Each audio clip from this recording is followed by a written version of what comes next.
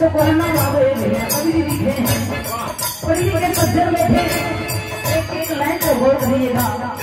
बड़ी ऊंची लाइन थी भावना से होती है भक्ति उजागर भावना से होती है भक्ति उजागर भावना से मिलती है भक्तों की मंजिल भावना में नहीं जमीन स्वार्थ अर्थ कभी कितना का मनुष्यता का हृदय पूजा पाठ हो जाए कोई भी और कोई भी काम हो सच्चे मन को सच्चे दिखा मुझे ओ कार्य कर जलाए भैया ओ कार्य होना तो कहना है का रोहिया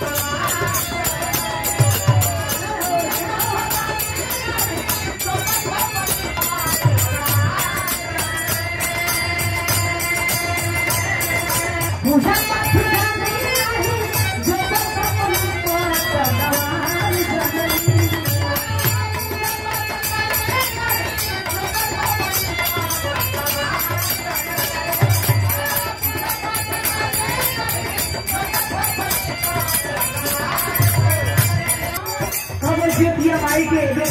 माई तो वो उनका एकदम माँ माई तो वो चारा चंगी माई ये बताए तो शक्ति है माई तो बड़ा बड़ा भैया जो भक्त बड़ा उसके पूजन कर ले माई को हार कर ले